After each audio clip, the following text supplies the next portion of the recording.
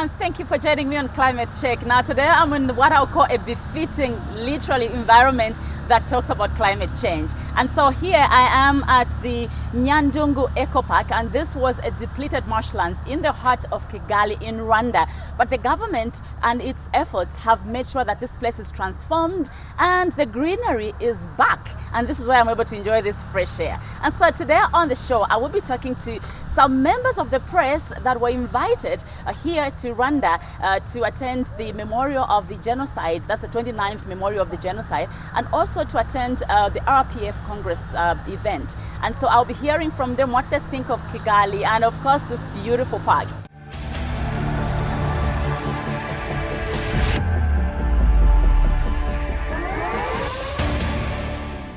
Well, quite a clean city. It's not the first time I've been to Rwanda. I've been here many times. I think for me, it's more of the development, and also going to almost the countryside was quite fulfilling in a sense that one was able to see the rebuilding of Rwanda post the genocide. And also the infrastructure, the roads, quite good. Ordinary Rwandese working, particularly in relation to the agricultural sector, which is a backbone, I think, of the economy in this country. And of course, ending a day today here at the park, which speaks to the current challenges of climate change and how many countries are trying to address the issues of the environment. And a beautiful park, I must say, very cool, and generally a beautiful country. East Africa, most of the countries are quite beautiful. When you look at Burundi, it's also scenery there. When you look at countries such as Uganda, and of course partially Kenya, very green, and I think beautiful part, almost a part of the Great Lakes region. I think when I spoke to one of the guys who were with us from Rwanda, they pointed out that this is an old tradition that dates back to colonial years. You know, white people, when they came to the continent, one thing that they insisted on was cleanliness. But generally, Africans, even before they arrived, we are a people that like to be very clean. We like clean environment. You can see in many different countries, particularly in the countryside, much as there's poverty, you can see people are going all out to ensure that their houses are beautiful, even though it's mud houses. So I think we don't have to invent anything. We just have to return to the basics, where our forebears taught us that we must always ensure that we live in clean environment, because this is who we are and this is what we are about: clean, peace, and prosperity.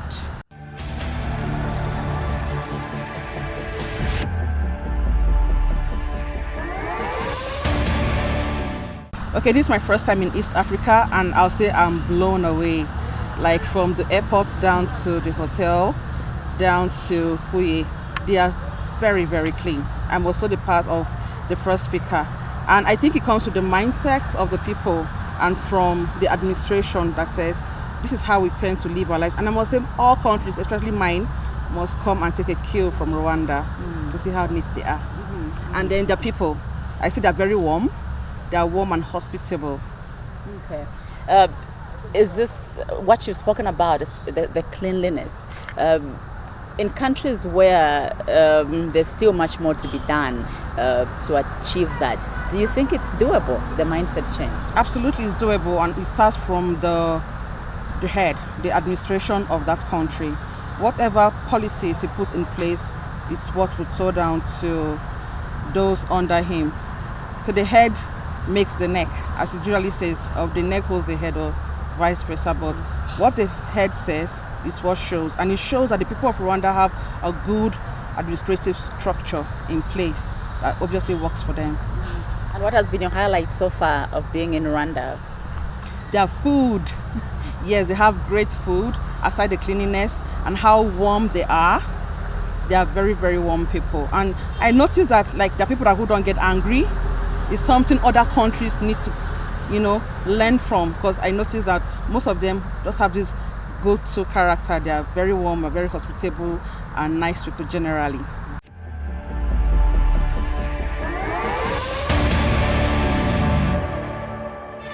The way farming has been done through millennia, it is called agroecology. Currently, the charcoal production levels have gone extremely high. Climate compatibility actually takes a number of actors to actually accept the act. Because climate change is really affecting the most vulnerable in society. Zambia has signed a memorandum of understanding with the EU to forge forest partnerships. We would like in this new relationship and the climate change challenges that we have to gravitate to more of investments focused around value addition. Has COP27 delivered on its agenda? The message is that we'll continue pushing to actualize all the agreements we've made at COP27.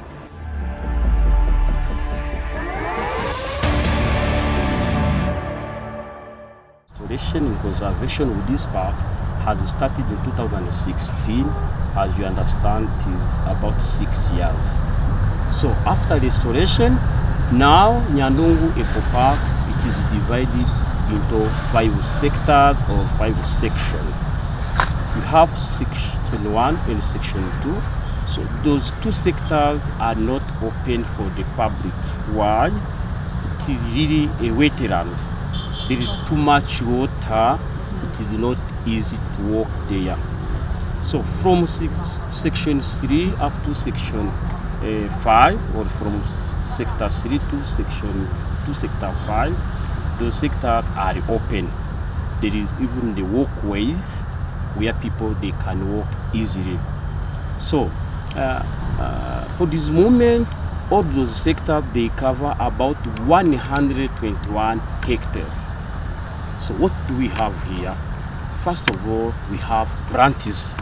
So those branches they play a role of filtration, filtrating the water coming from our neighboring catchments, and filtration of the air. As you see, the industrial zone is not far from here, so those branches play a role of filtrating those air, especially those ones which included in greenhouse gases. In few words, these parks play a role in the climate change mitigation. Apart from plants, we have some small animals, but we have more species of birds here. They come because this one, for this moment, the park is a peaceful area for them. They come here, they are not threatened by any person. So if they come here to enjoy the peaceful place. Apart from plants and the animals, also we have ponds, like the artificial lakes. So those ponds are divided into 2 categories. You have the ponds which play a role of catching the water from our neighboring areas. They receive the worst of the water, very worst of the water. Always those catchment ponds are connected to the channels. So when the water reach those ponds, they start to be filtrated by those branches. Like I was saying, those plants they play a role of filtration. So after being filtrated, I mean those water, the water will reach the recreation ponds. So those recreation ponds have been named according to the big lakes we have here in Rwanda. As long as you move, you will see Pond Kivu. You have the big Kivu in the western province. You have the Pond Mohaz. You have the big Mohaz in the eastern province. The big lake Mohaz in the eastern province. Yes. You have Pond Hema. Normally, Hema it is a big lake which is located in northern province, and lastly we have the Hema Pond. The big lake Hema, it is located in Akagera National Park. Apart from that, also we have infrastructure. First of all, you have information center.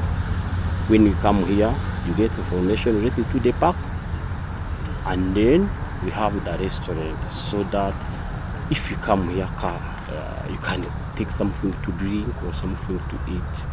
And you have the main parking, where when you come here while driving, where you can park your car.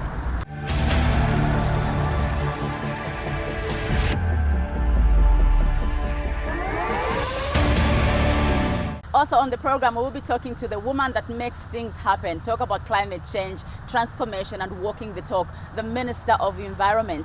Kigali in general is green and it's clean and it's beautiful. And so we want to hear from this woman what it is that she does to ensure that this city is on this top-notch standard of cleanliness, and it's an eco city. So there's green everywhere. And so let's hear from her.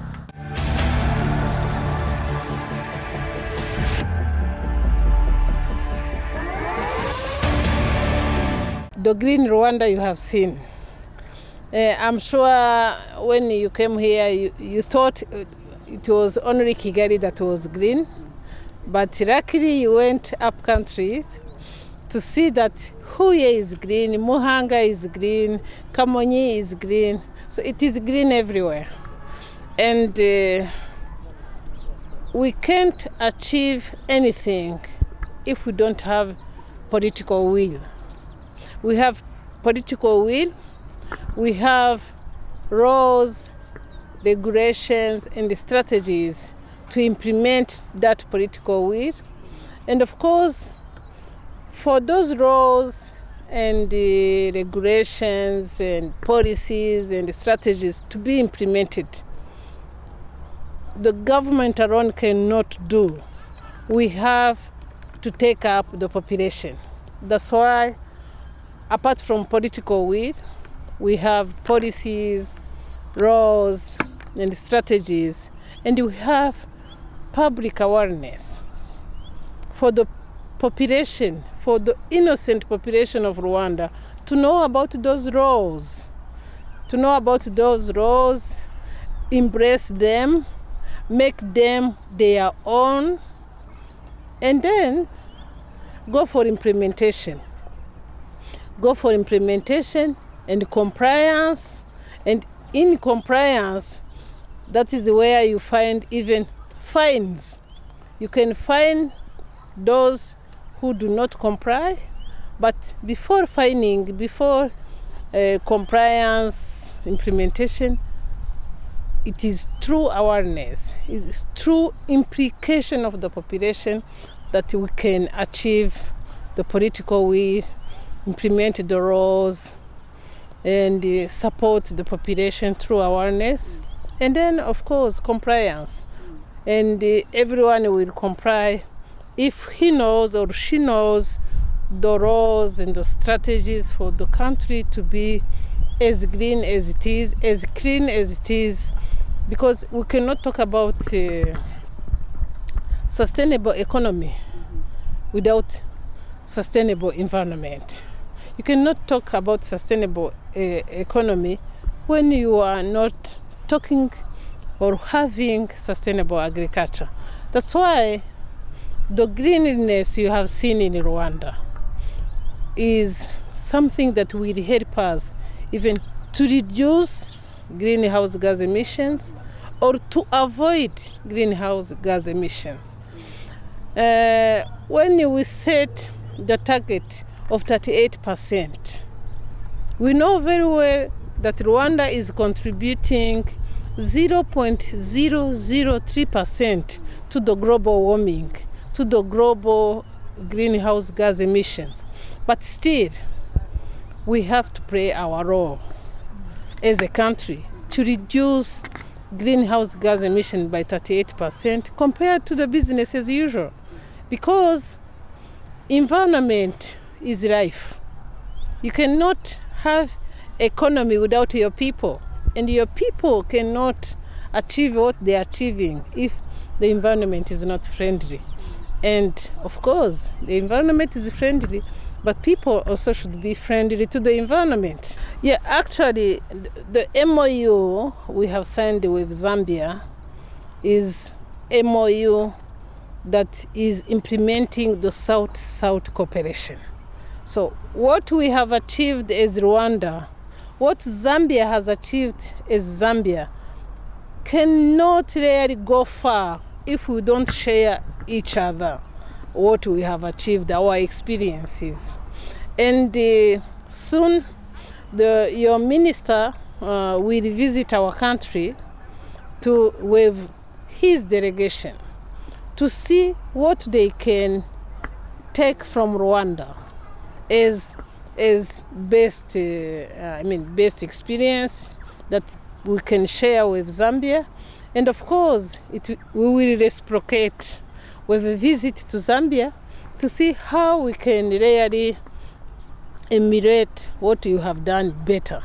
Both countries are determined to make sure that MOU is implemented for the benefit of our people, for the benefit of our economy, because you cannot talk about economy if you don't have a clean and a green environment.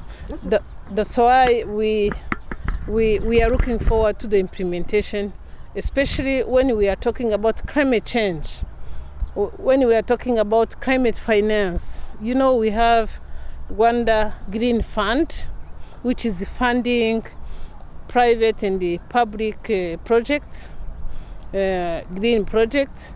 When we are talking about environment and climate change, we have to make sure that all our programs and the policies and the strategies have taken climate change and have taken environment as a heart of everything we do.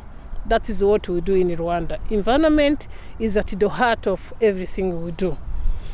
Be it in agriculture, be it in infrastructure, be it in education. Environment is not only a piece of the Ministry of Environment. Environment is at the heart of even our constitution. The law on environment is a law that helps us to achieve what we have seen we have achieved. When we are talking about protection of wetland, let's say we are now in a wetland. This used to be a degraded wetland with different human activities, different buildings, extraction of sand, uncoordinated agriculture. Then the government decided to make this as an eco park. You have seen the other side, we have economic zone, industrial zone. This side we have transport. That is a highway that is connecting Rwanda to Tanzania. So it is up to us to live in harmony with nature and to give Rwandans the environment that is needed. The government decided to remove all human activities here, although it wasn't easy because there are people who were making living here. But the government moved those human activities and gave the people who were exploiting this site the appropriate site to do their agriculture activities. And this was rehabilitated around 400 billion Rwandan franc, which is around $400 million, were used to rehabilitate this wetland. But we don't count how much oxygen we are getting from this wetland.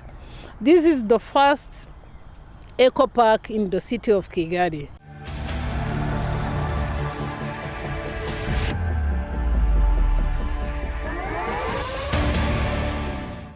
right, thank you so much for joining us on Climate Check. We've come to the end of this week's episode, and also we'll be leaving you with beautiful sights and sounds of Kigali. Thank you for watching. I'm Mwiikisa. Bye for now.